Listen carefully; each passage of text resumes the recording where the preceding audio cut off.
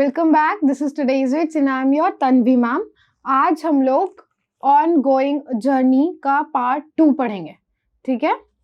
और उससे पहले हम आपको एक इन्फॉर्मेशन देना चाहते हैं, वो ये कि 1 month class live class start होने वाली है। तो अगर आपको एडमिशन लेना हो तो व्हाट्सएप नंबर आपको दिख रहा होगा, इसमें मैसेज करके आप एडमिशन ले लीजिए। और अगर आपके कोई डाउट है तो आप वो भी पूछ सकते हैं, या इनफैक्ट टेक्स्ट लेना हो पीडीएफ का जो मैं पढ़ा रही हूँ, इसका पीडीएफ फॉर्म में टेक्स्ट लेना हो तो आप तभी मैसेज करके व्हाट्सएप नंबर पे पूछ सकते हैं उनसे, ठीक है। तो आज हम पढ़ेंगे पार्ट 2।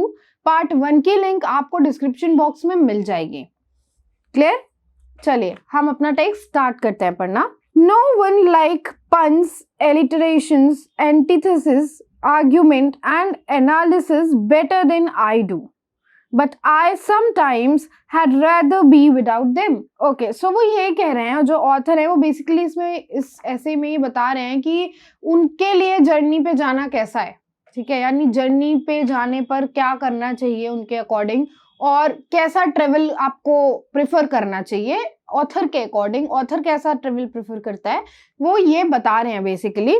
तो अब अभी तक हम लोगों ने ये पढ़ा था, हम लोग कहाँ पे थे, यहाँ पे हम लोग ने लास्ट वीडियो में लास्ट लाइन हम लोग की जो थी वो ये थी, mine is that undisturbed silence of the heart which alone is perfect eloquence, ठीक है। वो उन्होंने बात की थी साइलेंस की, कि मेरा साइलेंस और लोगों की तरह नहीं है कि वो कोई भी इंटेलेक्चुअल आकर के डिस्टर्ब कर दे या वो किसी चीज से डिस्टर्ब हो जाए। मेरा साइलेंस जो है वो मेरे हर्ट में है, वो इनर साइलेंस की बात की थी वहां पे उन्होंने, है ना। तो अब वो क्या कह रहे हैं, no one likes puns, alliterations, antithesis, argument and analysis better than I do।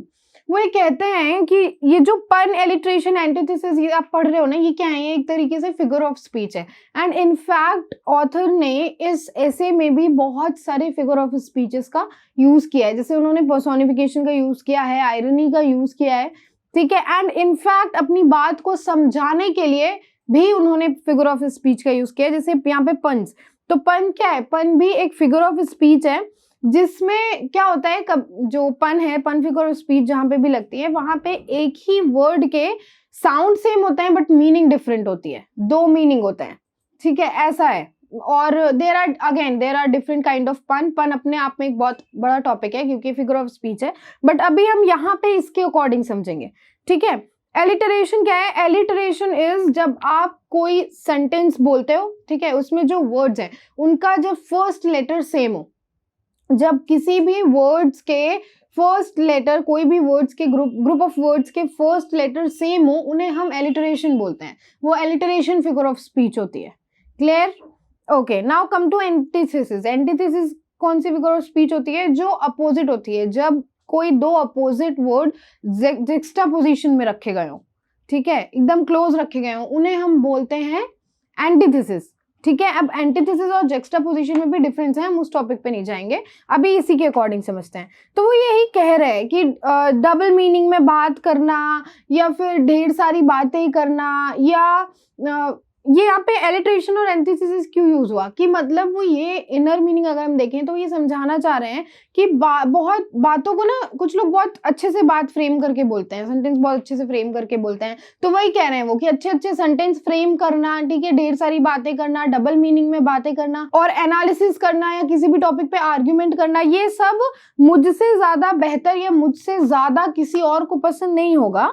But लेकिन I sometimes had rather be without them, लेकिन मैं कभी कभी उसके बिना रहता हूं और मुझे पसंद है उसके बिना रहना, ठीक है। मैं कभी कभी इन सारी चीजों के बिना रहता हूँ, एकांत में रहता हूँ और मुझे वो पसंद है। Leave me to my repose, I have just now other business in hand which would seem idle to you but is with me very stuff of the conscience. Okay, so अब वो क्या बोलते हैं, leave me to my repose. ये जो coat उन्होंने डाला है बेसिकली, ये ना लर्नेड पर्सन्स के लिए आता है, ठीक है। इसका इन शॉर्ट मतलब समझो स्लीप एंड डेड। जो लर्नेड पर्सन होते हैं वो जब सोते हैं तो वो स्लीपर की तरह सोते हैं, मतलब बहुत गहरी नींद में सोते हैं। बट जब वो किसी बुक को पढ़ रहे होते हैं तो वो उसमें इतना ज्यादा डूब जाते हैं जैसे मरा हुआ इंसान हो कोई, उन्हें यही इससे भी मतलब नहीं होता कि उनके जस्ट बगल में क्या चल रहा है, वो इतनी डीपली उस बुक में को पढ़ते हैं, एकदम घुस जाते हैं उसमें, ठीक है। तो बेसिकली ये लाइन उन लोगों के लिए लिखी गई है, ठीक है, उन लोगों के थ्रू कही गई है और उन लोगों के लिए लिखी गई है। क्यों? क्योंकि पता है जब कोई रीडर, जिसको हम प्रॉपर रीडर बोलते हैं, जब वो कोई बुक पढ़ रहा होता है ना, वो उसमें एकदम घुस जाता है, उसी की दुनिया में घुस जाता है। तो यहाँ पे क्या कह रहे हैं वो, फिर से पढ़ती हूँ मैं, leave O leave me to my repose, यानी मैं जहां हूं मुझे वहां रहने दो, मुझे मेरी दुनिया में रहने दो। अभी क्लियर हुआ? आगे वो कहते हैं आई have just now other business in hand, मेरे पास अभी और काम भी है, ठीक है। अब वो ये कह रहे हैं कि बातें ही करना मेरे पास एक काम नहीं है कि मैं सबसे मिलकर के बातें ही करते रहूं, मेरे पास और कोई काम भी है, और भी काम है जो मेरे लिए इंपॉर्टेंट है ना। वो है खुद के साथ टाइम स्पेंड करना।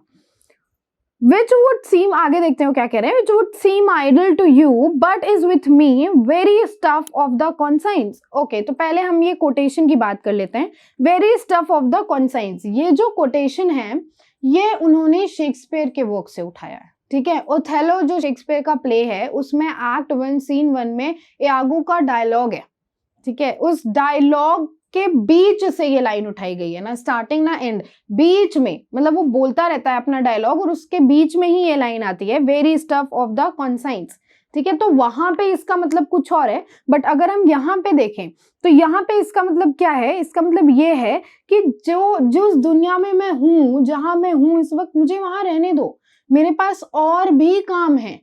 आपके लिए हो सकता है कि वो काम जिनको मैं इंपॉर्टेंट कह रहा हूं या जिनको मैं कह रहा हूं कि मेरे पास और भी दूसरे काम है, वो हो सकता है आपके लिए आइडल हो, आपके लिए बेकार हो, लेकिन मुझे मेरे अंतर्मन में बहुत सारी ऐसी बातें हैं जो मुझे खुद से करनी है, मेरे अंतर्मन में बहुत सारी बातें हैं करने को, ठीक है। तो वो यही कह रहे हैं कि मुझे मेरे साथ वक्त बिताने दो, मेरे पास वो भी एक काम है, आपके लिए वो चीज फालतू होगी लेकिन मेरे लिए नहीं है, ठीक है। तो a very stuff of the conscience, यानी यहाँ पे यही सेंस हुआ कि मेरे मन में बहुत सारी, मेरे अंतर्मन में बहुत सारी बातें हैं करने को, ठीक है, तो मुझे खुद से करने को, ठीक है, तो मुझे मेरे जोन में इस वक्त रहने दीजिए, आपके लिए ये फालतू होगा लेकिन मेरे लिए नहीं है। आगे बढ़ते हैं।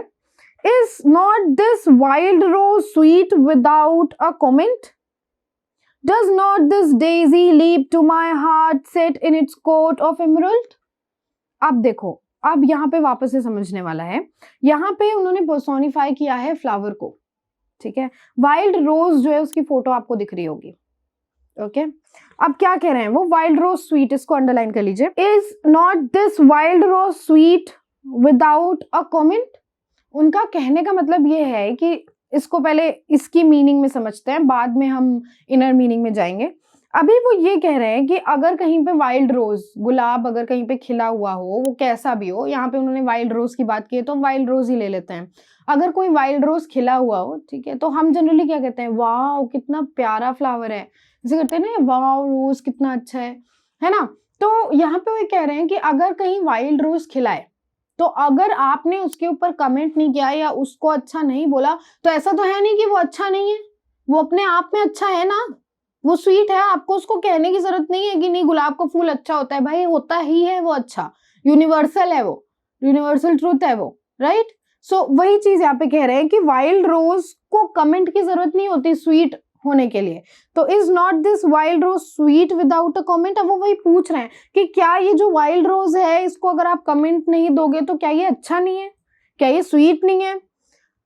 Does not this Daisy, Daisy flower देखा है, डेजी फ्लावर होता है एक, ठीक है, अभी दिखाते हैं आपको। Leap to my heart set in its coat of emerald. अब वो पूछ रहे हैं कि ये जो डेजी फ्लावर खिला हुआ है, क्या इसको देखने के बाद मैं खुश नहीं होऊंगा, ठीक है। अब समझो, यहाँ पे जो लाइन लिखी है उसको समझो, क्या लिखा है, पहले लीप टू माई हार्ट, इसको ब्रैकेट में करिए, leap to my heart is an idiom, idiom and phrases पढ़ा है इंग्लिश में, ग्रामर में, तो ये ईडियम है, leap to my heart is idiom. इसका मतलब होता है कि कोई ऐसी चीज जिसको देख के आप बहुत जॉयफुल हो जाओ, खुश हो जाओ, इजीएस्ट लैंग्वेज में ऐसे समझो, ठीक है। तो लीप टू माई हार्ट, इसको अलग कर लो अभी। Daisy set in its coat of emerald, daisy set in its coat of emerald. अब जो एमरल्ड होता है ना वो स्टोन होता है, देख रहे होंगे आप, ऐसा दिखता है एमरल्ड स्टोन, ये ओरिजिनल एमरल्ड स्टोन है, ठीक है, बट जब ये पॉलिश हो जाता है और जब इसको शेप दे दिया जाता है तो ये ऐसा दिखता है, शाइनी सा एकदम, ठीक है। अब क्या कह रहा है वो, daisy set in its coat of emerald.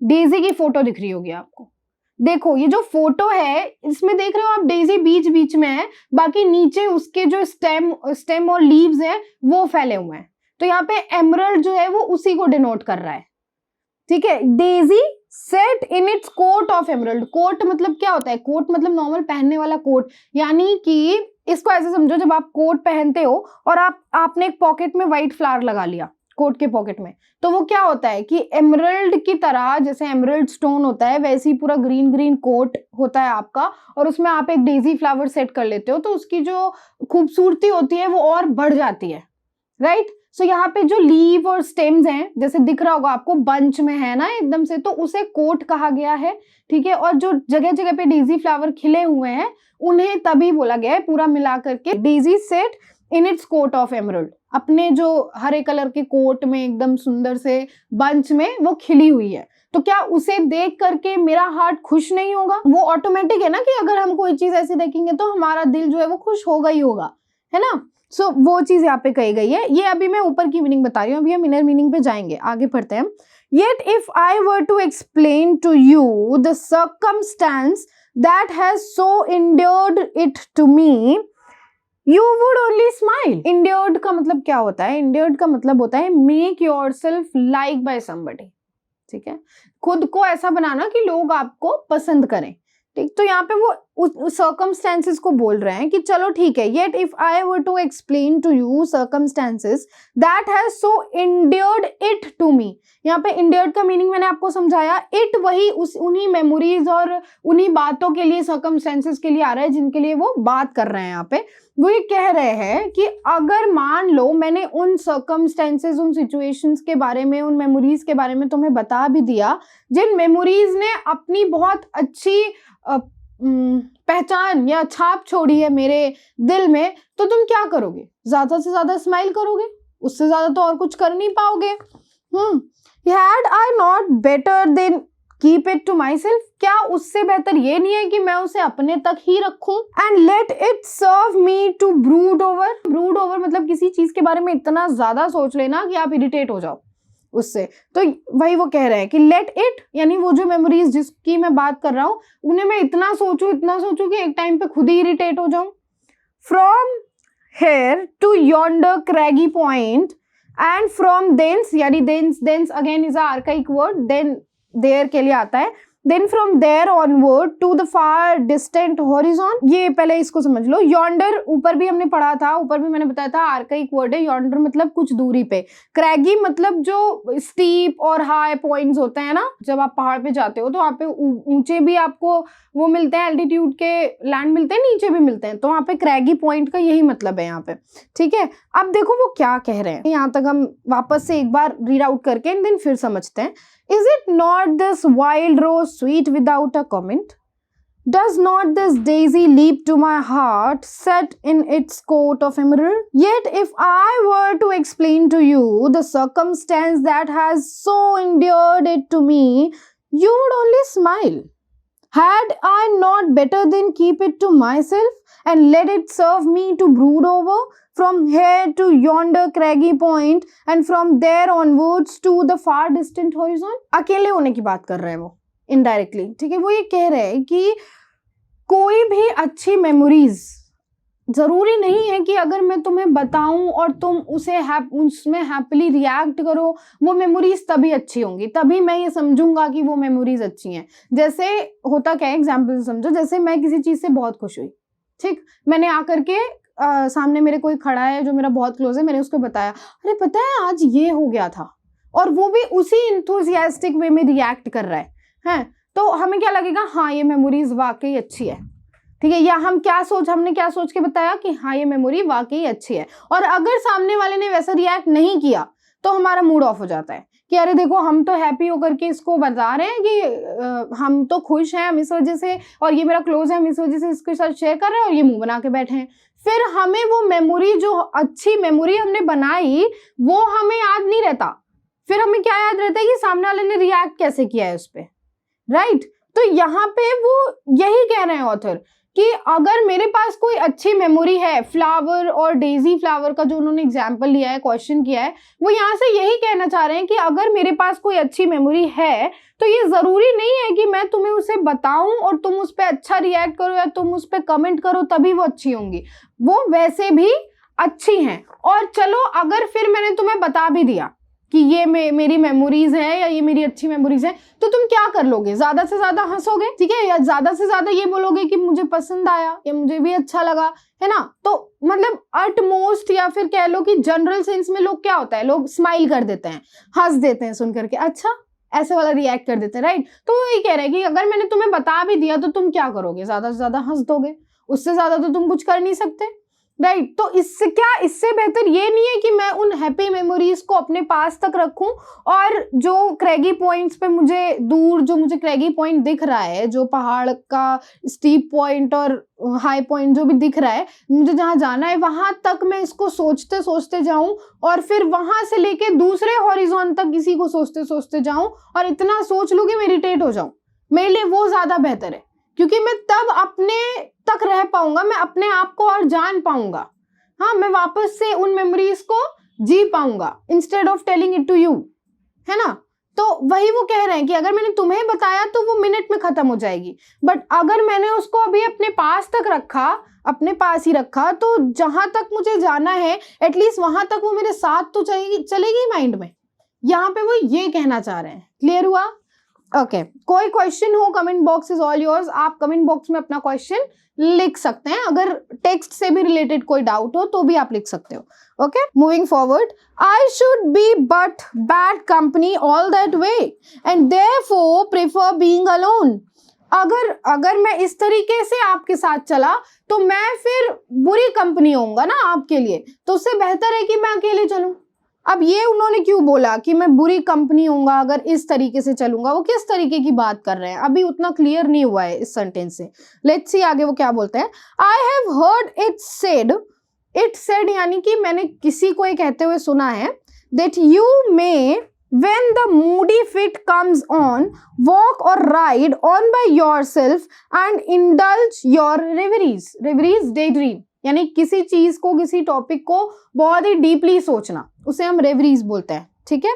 अब वो क्या बोल रहे हैं, अभी देखो क्लियर हुआ, ठीक है। वो ये कह रहे हैं कि मैंने कहीं ये सुना है कि जब आप मूडी फिट्स में होते हैं, मूडी फिट्स यानी मूड स्विंग्स, जब आपके मूड सडन बदल रहे होते हैं तो आपको अकेले चलना प्रिफर करना चाहिए या अकेले राइड करना प्रिफर करना चाहिए और उन्हीं थॉट्स में खुद को इंडल्ज करना चाहिए। मैंने किसी को ये कहते हुए सुना है। तो यहाँ पे जो ऊपर वाली लाइन थी उसका रेफरेंस हमें इस लाइन से मिल रहा है। वो ये कह रहे हैं मैंने ये कहते हुए सुना है और इसीलिए क्योंकि मेरे अभी मूड स्विंग्स होंगे, मेरे अभी जैसे जैसे मुझे जैसी जैसी मेमोरीज याद आती जाएंगी उससे रिलेटेड मेरे उसी हिसाब से मूड चेंज होंगे और फिर मैं शायद वही सडन मूवमेंट जो है मेरा, या मूवमेंट है या मेरा जो मूड है वो मैं आपको शो करूं क्योंकि आप मेरे साथ हो, है ना। तो हो सकता है कि मैं आपकी भी जर्नी खराब करूं अपने साथ साथ, क्योंकि जरूरी थोड़े कि आपके साथ जो चल रहा है उसको आपके मूड के साथ साथ खुद को शिफ्ट करना अच्छा लगता हो सकता है उसका मन कुछ और करने का हो, तो वो बंध जाएगा ना आपके साथ आपके मूड में, तो उसकी भी जर्नी खराब हुई। तो यही वो कह रहे हैं यहाँ पे कि मैंने ये सुना है कि जब आपका मूड बदल रहा हो या कुछ हो तो आप अकेले उस थॉट में इंडल्ज हो और अकेले राइड करना, वॉक करना प्रेफर करो ताकि आप दूसरों के लिए बैड कंपनी ना हो। वही वो ऊपर कहते हैं कि मैं इसीलिए नहीं चाहता क्योंकि फिर मैं आपके लिए बैड कंपनी होऊंगा, मैं अकेले इसीलिए चाहता हूँ जाना। क्योंकि ये होता है कि जब आप जर्नी पे जाते हो जनरली तो काफी सारी मेमोरीज होती हैं जो याद आती रहती हैं, राइट। तो इसीलिए राइटर अकेले ट्रेवल करना ज्यादा प्रेफर करते हैं। And this is the point, मतलब ये जो in is it not this wild rose से लेकर के और इंडल्ज योर रेवरीज तक का जो सेंटेंस है, मतलब जो एक पैराग्राफ है, वो कहीं ना कहीं ये शो कर रहा है कि राइटर जो हमारे विलियम हेजलिट थे वो समवॉट इंट्रोवर्ट, मतलब ये जो पढ़ा हम लोगों ने अभी, इससे कहीं ना कहीं ये शो हो रहा है बहुत ज्यादा कि वो इंट्रोवर्ट हैं। बिकॉज जो एक्सट्रोवर्ट होगा ना, अगेन मैं डिबेट नहीं कर रही, I am just on the basis of this point, क्योंकि उन्होंने जिस तरीके से, जिस एसेंस से और जिस एग्जाम्पल को लेकर के एक्सप्लेन किया है वो कमेंडेबल है भाई, दैट इज कमेंडेबल। मतलब तुम खुद सोचो ना, रोज का एग्जाम्पल लेकर के, डेजी का एग्जाम्पल लेके उन्होंने क्या समझाया है हमें। तभी मैंने उस दिन अपने व्हाट्सएप स्टेटस पे डिस्क्लेमर डाला था कि भैया लाइन बाय लाइन पढ़ाऊंगी, पढ़ लेना वरना दिमाग घूम जाएगा। एंड लिटरली आप कहीं भी पढ़ लो, गूगल पे पढ़ लो, कहीं भी पढ़ लो, आपको ये एक्सप्लेनेशन नहीं मिलेगा। आपको इसका ट्रांसलेशन मिल सकता है हिंदी में अगर आप करोगे तो, एक्सप्लेनेशन ऐसा नहीं मिलेगा। जो इन डेप्थ वाला मीनिंग मैंने बाद में बताया। So moving forward, but this looks like a breach of manners, a neglect of others, and you are thinking all the time that you ought to rejoin your party।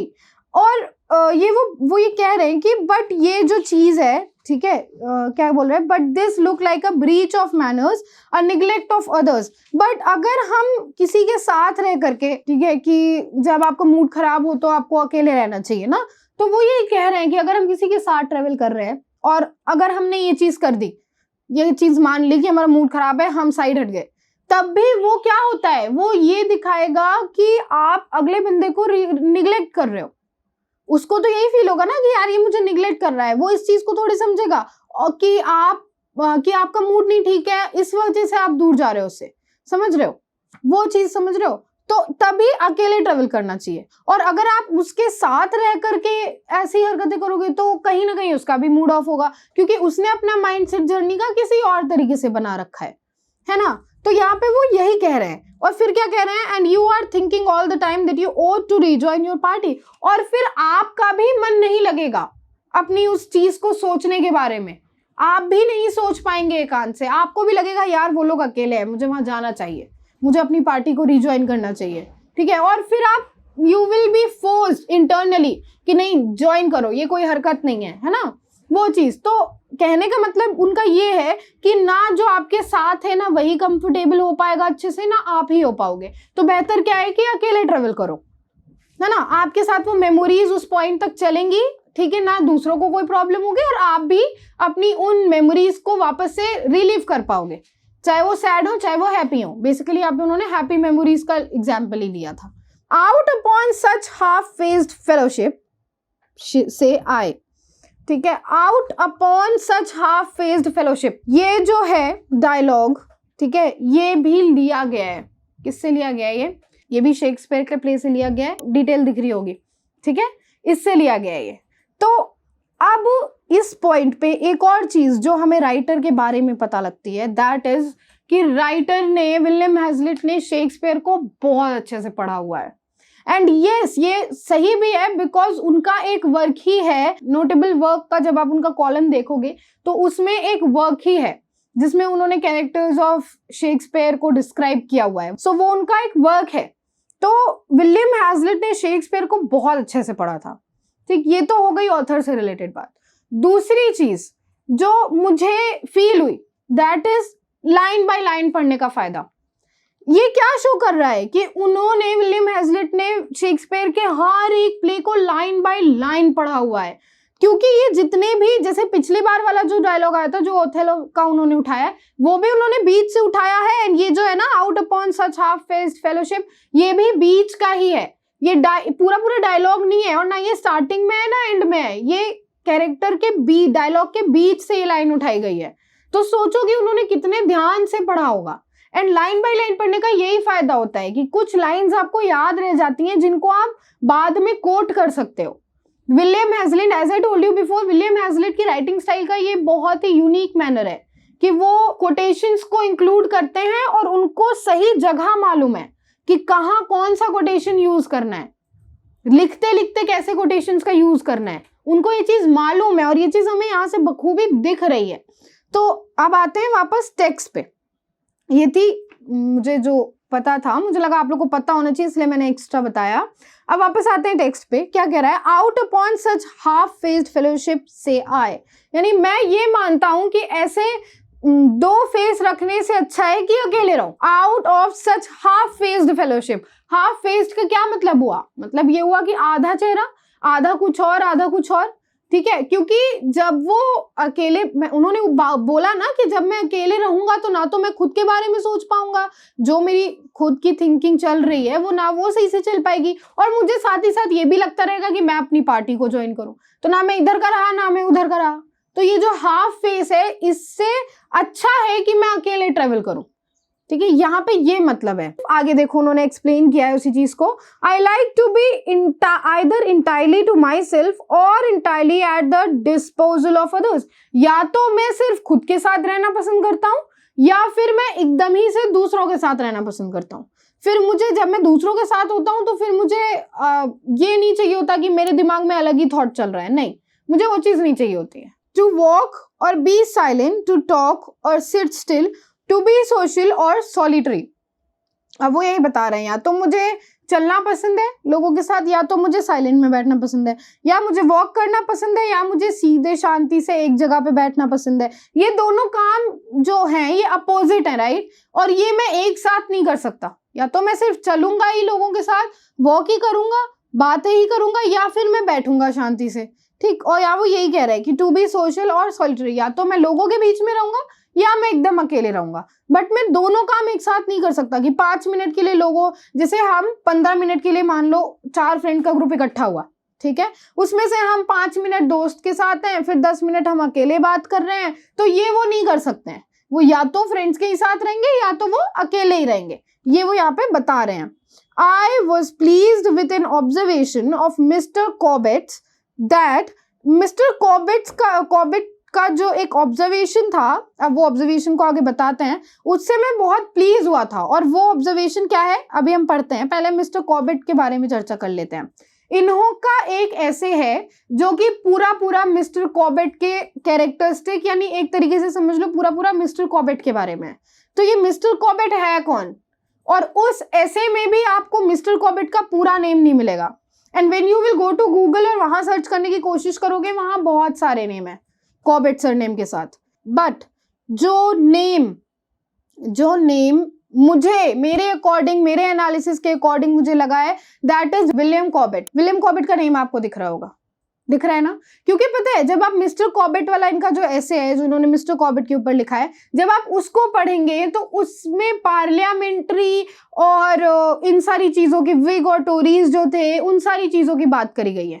ठीक है, तो दो main reason है जिसकी वजह से मुझे William Corbett लगे कि यहाँ पे जो मिस्टर कॉबेट आया है वो विलियम कॉबेट के लिए आया है।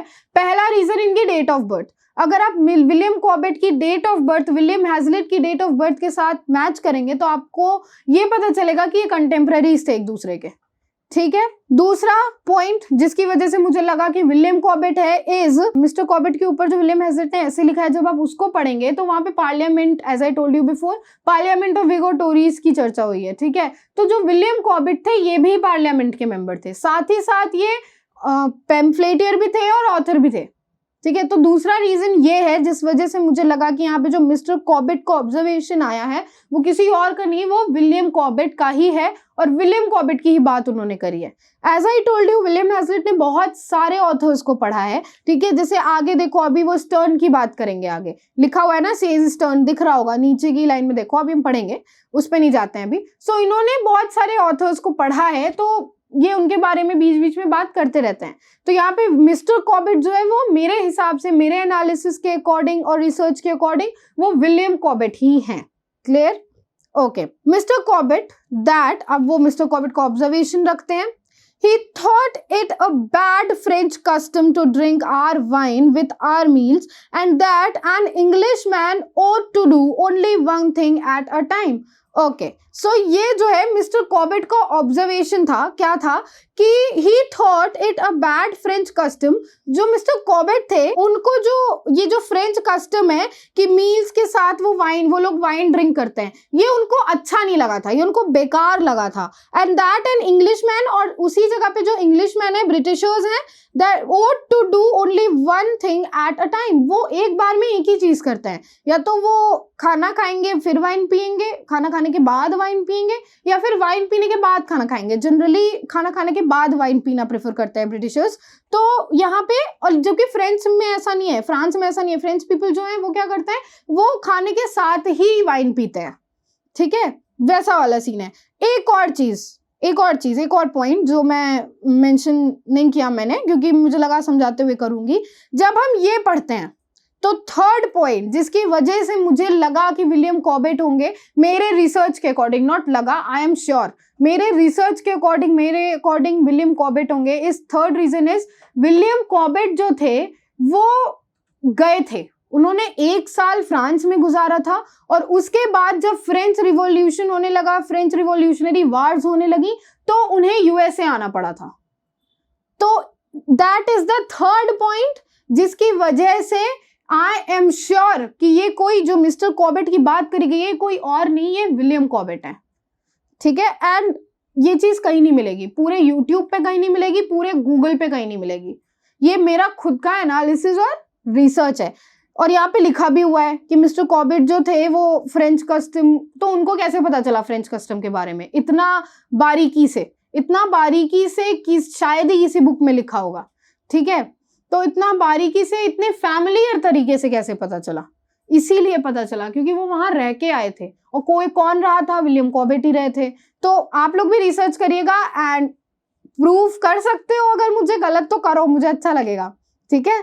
बाकी आई एम श्योर कि विलियम कॉर्बेट ही थे, और ये कहीं नहीं मिलेगा। Moving forward, so I can not talk and think or indulge in melancholy, musing and lively conversation by fits and starts। अब वो जो इन्होंने फ्रेंच कस्टम वाला एग्जाम्पल दिया, ठीक है, ऑब्जर्वेशन बताया मिस्टर कॉर्बेट का, वो इसीलिए बताया कि उनको भी ये चीज पसंद है कि लोग एक टाइम पे एक ही चीज करें, और मुझे भी यही पसंद है कि मैं एक टाइम पे एक ही चीज करूं। आगे वो क्या कहते हैं कि इसी वजह से, so I can not talk and think और इंडल्ज इन मेलंकली म्यूजिंग यानी कि म्यूजिक मतलब किसी चीज के, वही गहराई से सोचना किसी चीज के बारे में, and lively conversation by fits and starts यानी कि तुरंत चीजें बदलना। जैसे कुछ लोग होते हैं कि अभी वो एसी में बैठे हैं एकदम ठीक है, बट अगर तुम उन्हें जस्ट 2 घंटे बाद कह दो कि तुम्हें धूप में बैठना है तो वो धूप में भी बैठ जाएंगे।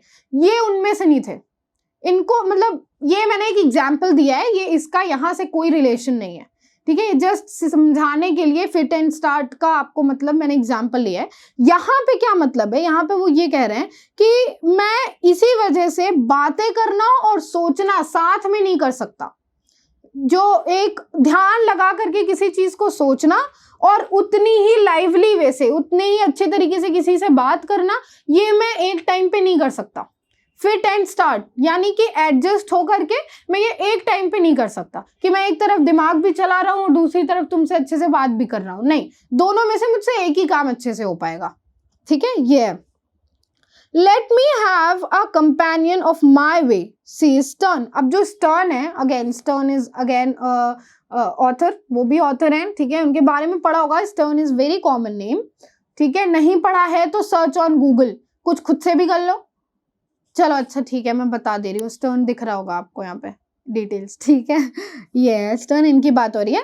अब वो क्या बोलते हैं, let me have a companion of my way, says Stern। Stern ये कहते हैं कि मुझे मेरी तरह का कंपेनियन चाहिए, मुझे मेरी तरह का कंपेनियन चूज करने दो। Were it but to remark how the shadows lengthen as the sun declines, ठीक है। अब were it but to remark, ठीक है, ये ध्यान देने वाली चीज है। The shadow, how the shadow lengthen as the sun declines, जैसे जैसे सूरज नीचे गिरता है वैसे वैसे जो शैडो है वो कैसे कैसे इंक्रीज होती है। Now what does it means, इसका क्या मतलब हुआ सिंबॉलिकली? इसका ये मतलब हुआ कि जब हम अकेले होते हैं, ठीक है, जब हम लोगों के साथ होते हैं तो हमारे पास कई इंटेलेक्चुअल माइंड्स होते हैं जो कि डिफरेंट पर्सपेक्टिव के होते हैं, डिफरेंट ओपिनियंस के होते हैं, राइट। तो वो वहां पे क्या है, वो वहां पे सन का सिंबल है। बट जब वो सन ढलने लगता है, यानी जब वो इंटेलेक्चुअल पीपल अपने अपने घर जाने लगते हैं, अपने अपने काम में इंक्लूड होने लगते हैं, इंडल्ज होने लगते हैं, और आप जब अकेले होने लगते हो तो शैडोज लेंथन, तो क्या होता है, तो डार्कनेस बढ़ती है, यानी हमारे जो कॉन्शियस सबकॉन्शियस माइंड की जो चीजें हैं वो धीरे धीरे सामने आना शुरू होती हैं। हम सोचना शुरू करते हैं उन चीजों के बारे में जो बात करते वक्त थॉट्स हमारे दिमाग में गए हैं या जो पहले से हमारे दिमाग में थे, हम उनके बारे में बात करना शुरू करते हैं। तो अल्टीमेटली कौन है अपने साथ, हम खुद है ना। तो यहाँ पे वो वही कह रहे हैं कि तभी मुझे मेरे अकॉर्डिंग कंपेनियन चूज करने दो, है ना, मैं जैसा चाहूंगा मैं वैसा कंपेनियन चूज करूंगा, मुझे मेरे अकॉर्डिंग कंपेनियन चूज करने दो। कंपेनियन यानी ट्रेवलर, कि उन्हें ट्रेवल कैसे करना है, यहाँ पे ट्रेवल से ही रिलेटेड बात हो रही है, तो कंपेनियन यहाँ पे ट्रेवल के लिए ही आया है कि ट्रेवल पे मुझे किसके साथ जाना है, किसके साथ नहीं जाना है, अकेले जाना है, कैसे जाना है, लॉन्ग ट्रेवल पे वो मैं चूज करूंगा। एंड जनरली वो अकेले चलना प्रेफर करते हैं, है ना। तो यहाँ पे इस टर्न से भी वो यही दिखाना चाह रहे हैं कि मैं रह तो लूं लोगों के साथ, लेकिन जब अल्टीमेटली वो जाएंगे तो मेरी जो थिंकिंग है, जो सबकॉन्शियस माइंड में मेरे थॉट्स हैं, वो तो वापस आएंगे ही आएंगे ना, वो तो स्ट्रेंथन करेंगे ही अपना वे कॉन्शियस माइंड की तरफ। तो बेहतर है कि मैं उन पे ध्यान दूं, है ना, वो चीज है यहाँ पे। इट इज ब्यूटिफुली सेड, ये बहुत ही ब्यूटिफुली तरीके से कहा गया है। क्या कहा गया है? बट इन माई ओपिनियन, मेरे ओपिनियन में, this continual comparing of notes interferes with the involuntary impression of things upon the mind and hurts the sentiment. अब वो क्या कह रहे हैं कि ये जो ऊपर उन्होंने बात कही है बहुत अच्छी तरीके से कही गई है, इट इज ब्यूटिफुली सेड, लेकिन इन माई ओपिनियन, अब ऑथर अपने बारे में कह रहे हैं, लेकिन मेरे ओपिनियन के अकॉर्डिंग, मेरा ये ओपिनियन है, this continual comparing of notes, ये जो कॉन्टिन्यूअल कंपेयरिंग, जो हमेशा जो हम कंपेयर करते हैं ना नोट्स को, अभी हम बताएंगे क्या है, interferes with the involuntary impression of things. Involuntary क्या होते हैं? इनवॉलेंट्री एक्शंस आपने पढ़ा होगा ना, इनवॉलेंट्री एक्शंस कौन से एक्शंस होते हैं पता होगा ना आपको।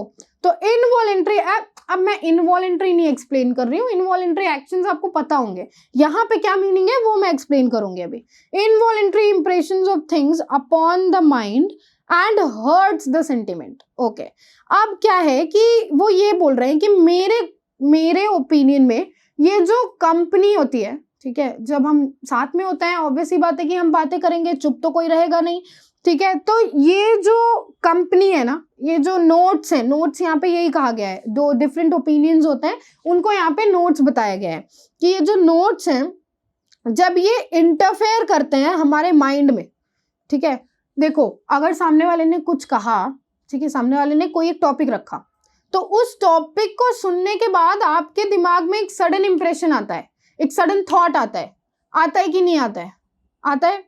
अब वहां पे चार लोग हैं, आप, किसी ने कुछ बोला, आपके माइंड में कोई थॉट आया और अगले बंदे ने कुछ ऐसा बोल दिया जिससे आप हर्ट कर गए। तो वो हर्ट क्यों हुआ? वो इसीलिए हुआ क्यों, कंपेयरिंग ऑफ नोट्स उसी को कहा गया है। अब वो क्या करता है, जब माइंड में कंपैरिजन हुआ तो उसने इंटरफेयर किया, अब वो इंटरफेयर करेगा माइंड में, ठीक है, और कहीं ना कहीं सबकॉन्शियस माइंड में वो बैठ जाएगा। जैसे मुझे बातें बहुत याद रहती हैं, बहुत ज्यादा याद रहती हैं, मतलब ऐसे मैं अभी आपसे बात कर रही हूँ तो हो सकता है ना याद रहे मुझे, बट अगर उससे रिलेटेड कोई भी इवेंट हुआ और उस इवेंट से रिलेटेड मुझे किसी ने कुछ कहा है, जो चीज मुझे हर्ट की है, इवन जो चीज मुझे अच्छी भी लगी है, ठीक है, तो मुझे वो चीज याद रह जाती है और एग्जैक्ट याद रह जाती है। ये मेरे साथ है तो मैं इस चीज को बहुत अच्छे से समझ सकती हूँ। तो इनवॉलेंटरी इंप्रेशन उसी चीज के लिए आया है कि वो अनकॉन्शियसली आपके माइंड में कहीं ना कहीं जाके बैठ जाती है वो चीजें, और फिर वो सेंटिमेंट यानी इमोशनल बेसिस पे फिर वो आपको हर्ट करती हैं, फिर आप उनसे इमोशनली हर्ट होते हो। दैट इज द रीजन कि वो अकेले ट्रेवल करना प्रेफर करते हैं विलियम हैजलिट। ना कोई कंपनी होगी, ना वो नोट का कंपैरिजन होगा, ठीक है, समझ रहे हो, ना उनका सेंटिमेंट हर्ट होगा, तो इसीलिए वो अकेले रहना प्रेफर करते हैं। यहां से भी उन्होंने इन शॉर्ट यही बोला है कि उन्होंने तो कहा है कि मेरी कंपनी मैं खुद चूज करूंगा और ये सारी चीजें, बट विलियम हैजलिट के अकॉर्डिंग वो अकेले ही रहना पसंद करते हैं। If you only hint what you feel is a kind of dumb show, it is insipid. Insipid का मतलब होता है having too little taste. If you have to explain it, it is making a toil of a pleasure. अब वो क्या बोल रहे हैं, अभी इतना पढ़ के हम जितना समझ पा रहे हैं, वो ये कह रहे हैं कि अगर आप ही, इफ यू ओनली हिंट, अगर सिर्फ तुम ही हिंट करो, आगे वो क्या कहते हैं, what you feel is a kind of डम शो, इट इज इंसिपिड। अगर सिर्फ तुम ही हिंट करोगे तुम क्या फील कर रहे हो, ठीक है, तो वो क्या है, वो एक डम्ब शो है, ठीक है, यानी तुम मतलब तुम बेवकूफ हो, इसका मतलब मूर्ख हो तुम, ठीक है। इट इज इंसिपिड, उसमें कोई बहुत देर तक इंटरेस्ट नहीं रख सकता, ठीक है, उसमें कोई बहुत देर तक इंटरेस्ट नहीं रखेगा। अगर तुम किसी को ये हिंट करना चाह रहे हो कि तुम उसकी उस बात से हर्ट हुए हो या कुछ ऐसा है, तो अगर बहुत रेयर लोग ऐसे होते हैं जो हर बार उस चीज को एड्रेस करेंगे, नहीं तो पीपल स्टार्ट इग्नोरिंग, फिर वो उस चीज को ज्यादा ध्यान नहीं देते, है ना। जनरली ऐसा होता है, और यहाँ पे जनरल बेसिस पे ही बात करी गई है, तो जनरली ऐसा ही होता है, ठीक है। तो यहाँ पे यही कह रहे हैं वो कि अगर तुम ये कर रहे हो बार बार, और तुम ही कर रहे हो, सिर्फ अगला बंदा नहीं कर रहा है, अगला पर्सन नहीं कर रहा है जो तुम्हारा कंपेनियन है, तो वो क्या है, वो एक तरीके का डम्प शो है, मतलब तुम फिर मूर्ख हो, क्योंकि उसमें एक इट इज इंसिपिड, यानी उसमें एक सर्टेन टाइम बाद लोग उस पर ध्यान नहीं देंगे जो तुम्हारे साथ वाले हैं, ठीक है, वो उनके टेस्ट के लिए बहुत कम हो जाएगा। जैसे मैंने बताया ना, कहते हैं ना हम लोग कि अरे ये चीज मुझे ज्यादा पसंद नहीं है, या ये चीज मुझे नहीं पसंद है, तो वैसा वाला if you have to explain it, और अगर तुम्हें उन लोगों के सामने उसको बहुत ज्यादा एक्सप्लेन करना पड़ गया, it is making a toil of a pleasure,